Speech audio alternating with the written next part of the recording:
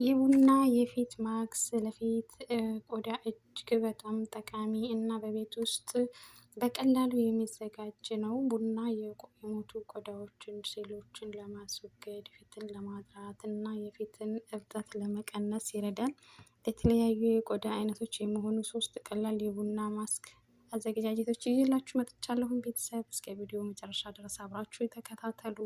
ሁሉም ቆዳ አይነቶች ለማድረቅ እና ለማለስለስ እንዲሁም ለደረቀ ቆዳ ለማርጠብ እና ለማለስለስ ሌሎችንም ቪዲዮዎችን ይዤላችሁ እመጣለሁኝ። ቤተሰብ ለቤት አዲስ የሆናችሁ በቅንነት ቤተሰብ ሁኑ። ሰብስክራይብ ማድረጋችሁን አትርሱ። ዛሬ ይዤላችሁ የመጣሁት የቡና ለፊት ማስክ ነው። ሰላም ጤና ይስጥልኝ ውድና የተከበራችሁ የኢክሮ ቤተሰቦች እንደምን አላችሁ? እንዴት ናችሁ? በያላችሁበት ዓለም ዳርቻ ሰላማችሁ ብዝት ብዝት ይበልልኝ። ውድ የሀገሬ ልጆች ለኢክራም ቤት አዲስ የሆናችሁ በቅንነት ቤተሰብ ሆኑ ሰብስክራይብ አድርጉ፣ ላይክ አድርጉ፣ እንዲሁም ሼር አድርጉ። ዛሬ ይዤላችሁ የመጣሁት ቪዲዮ እንግዲህ እስከ መጨረሻው ድረስ አብራችሁ የተከታተሉ ጥቁር ነጠብጣብ ፊታችሁ ለብጉር ላስቸገራችሁ ፍቱ መድኃኒት ይዤላችሁ መጥቻለሁኝ። የሚያስፈልጋችሁ ግብአቶች ደግሞ በጣም ጥቂት ግብአቶች ናቸው። በየትኛውም ቦታ ማንኛውም ቤት የሚኖሩ ሁል ጊዜም ቤት ውስጥ ሊጠፉ የማይችሉ ናቸው ማለት ነው። እንግዲህ እንደምታዩት እዚህ ጋር እኔ ቡና የተፈጨ ቡና የተዘጋጀ አለኝ። እሱን ነው የምጠቀመው። ሌላ ማቁላት እንዲሁም ደግሞ መፍጨት አይጠበቅብኝም፣ እየተዘጋጀዋለኝ። ስለዚህ ቡናዬን በዚህ መልኩ ሳህን ላይ አስቀምጫለሁ ማለት ነው። እንዲሁም ደግሞ እናንተ የፈለጋችሁትን መጠቀም ትችላላችሁ። እኔ የሩዝ ዱቄት ነው ያዘጋጀሁት ማለት ነው። እናንተ የፈለጋችሁትን ከፈለጋችሁ ነሻ መጠቀም ትችላላችሁ። ከፈለጋችሁም ደግሞ ነሻ ማለት በአማርኛ የበቆሎ ዱቄት ነው። በአረበኛ ደግሞ ነሻ ይባላል። እንዲሁም ደግሞ እናንተ የፈለጋችሁትን ተጠቀሙ። እኔ ይህንን የተጠቀምኩት ውሃ የምፈልገውን ውሃ እዚህ ጋራ ለክቼ ንጹህ ድስት ላይ አደረኩኝ። ከዛም በመቀጠል አሁን ያዘጋጀሁትን ቡና የተፈጨ ቡና ማለት ነው በሞቀው ውሃ ላይ እንደዚህ በመጨመር ፊታችሁን በቤት ውስጥ ከኬሚካል ነፃ የሆኑ ማስኮችን ሰርታችሁ ፊታችሁን ውብና ቆንጆ የሚያበራ የሚያንጸባርቅ የፊት ቆዳ እንዲኖራችሁ ማድረግ ትችላላችሁ። በጣም ቀላል ነው። በጣም አሪፍ ነው። እኔ በጣም ነው የተስማማኝ። በጣም አሪፍ ነው። ጉግልም ላይ ደግሞ ሰርች አድርጉት። በጣም የተመሰከረለት ቆንጆ መቀባትም ብቻ ሳይሆን መጠጣትም ራሱ ቡናን መጠጣትም ራሱ ብዙ ጥቅሞች እንዳሉት ነው የሚያሳየው ማለት ነው። እንግዲህ እንደዚህ እኔ ካፈል የተወሰነ ከ3 እስከ 5 ደቂቃ ባለው እንደዚህ ያንተክትኬ መጨረሻ ላይ ደግሞ የማደርጋቸው አሉ። አሁንም እስከ ቪዲዮ መጨረሻ ድረስ አብራችሁ ተከታተሉ። ቪዲዮ አጠር ያለ ነው እንዳይረዝምባችሁ አድርጌ ነው ለመስራት የሞከርኩት። ቤተሰብ ያልሆናችሁ በቅንነት ቤተሰብ ሆኑ። ቤቱን ሰብስክራይብ አድርጉት። ላይክም ያላደረጋችሁ ደግሞ ላይክ እያደረጋችሁ አበረታቱኝ። እንደምታዩት እንደዚህ ከ3 ደቂቃ እስከ 5 ደቂቃ ባለ ነው እንደዚህ እንዲንተከተክ ያደረኩት። እንደዚህ ከተንተከተከ በኋላ ረጅም ሰዓት መቆየት አይጠበቅበትም።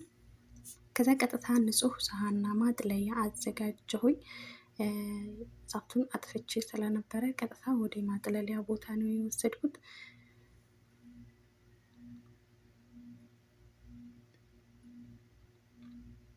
እንደምታዩት በጣም ለም ያለ ስላልሆነ ቡናው የቡናው ጥላሉ ከስር ድስቱ ላይ ቁጭ ብሏል ማለት ነው። ብዙም ከምንድን ነው የሚባለው አተላ ነው የሚባለው በሀገራችን። ብዙ ማተላው ማጠለሊያው ላይ አልመጣብኝም ማለት ነው። በጣም ትንሽ ነው ማለት ነው። እንግዲህ ድጋሜ ድስቱን ንጹህ አድርጌ አጥቤ ሁለተኛ ማጥለል ይኖርብኛል።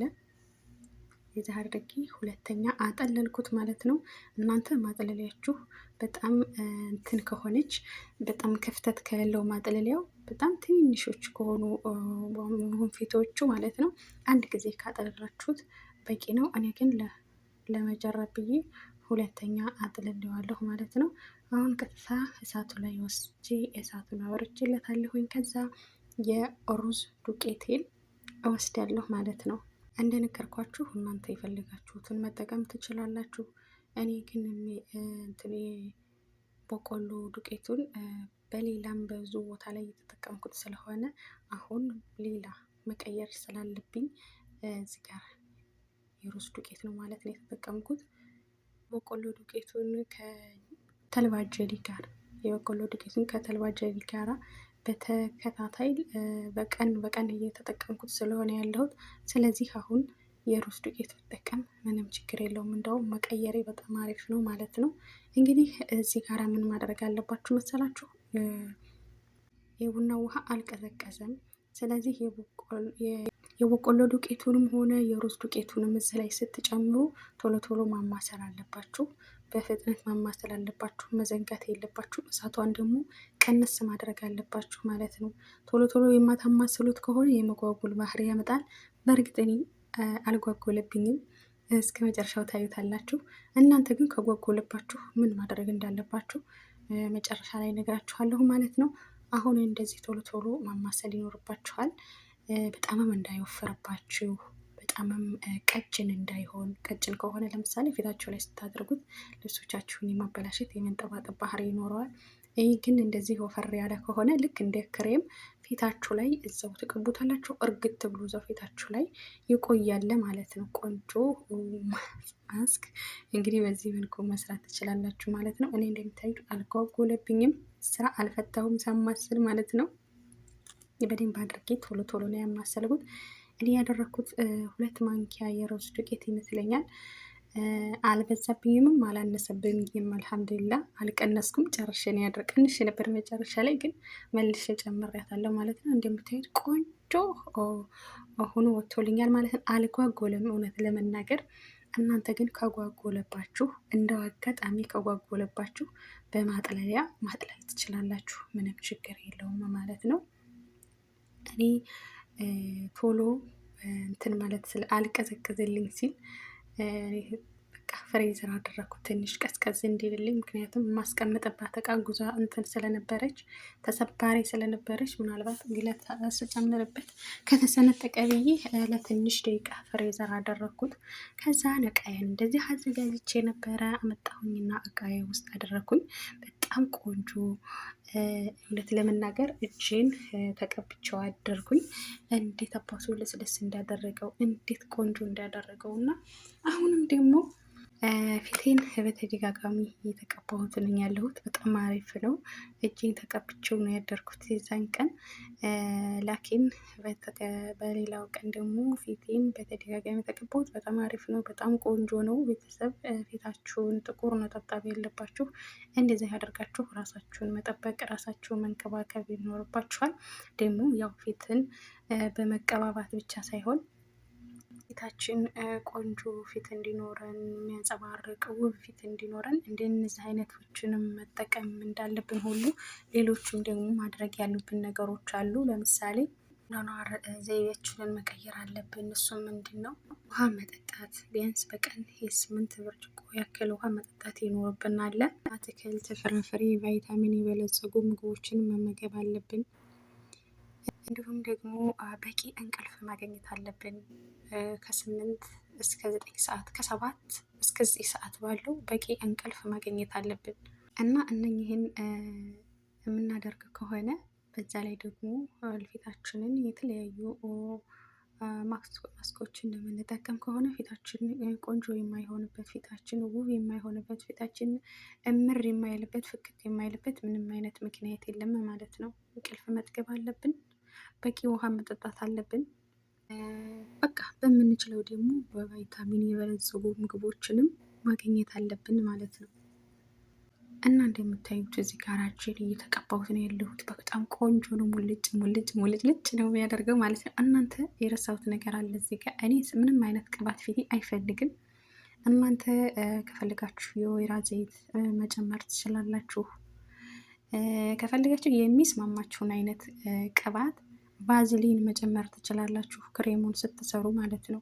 እኔ ግን ምንም አይነት ዘይት ፊቴ አይፈልግም ማለት ነው። ይህንን ማስክ የሰራሁት ለፊቴ ስለሆነ ምንም አይነት ቅባት ፊቴ ስለማይፈልግ ምንም አይነት ቅባት እኔ አልጨመርኩም ማለት ነው። እናንተ ለፊታችሁ ይስማማኛል የምትሉትን ቅባት መጨመር ትችላላችሁ ማለት ነው።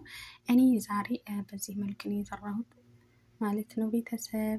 እዚህ ጋር ውጭ ቆሻሻ ልናቃጥል ወጥተን ህፃን ልጅ ነበረች እና ስትጫወት ፍንጣሪ መጥቶ አቃጠለኝ ማለት ነው እጄን። እና አሁን ያየሁት ሪከርድ ሳረግ ድምፄን ማለት ነው። በሰዓቱ ቪዲዮን ስቀርጽ አላየሁም፣ ይቅርታ በጣም ከቻልኩ በኋላ ላይ ለማጥፋት እሞክራለሁ፣ ላይ የሆነ ነገር ካልቻልኩ ግን ይቅርታ ማለት ነው። እና ቤተሰብ እንደዚህ ካደርጋችሁ ራሳችሁን ውብ ማድረግ ትችላላችሁ። ጥቋቁር ነጠብጣቦችን ያጠፋላችኋል። ቆዳችሁን ደግሞ ጥርት ነው የሚያደርገው። የሞቱ ቆዳዎችን ደግሞ የማንሳትም ኃይል አለው ማለት ነው።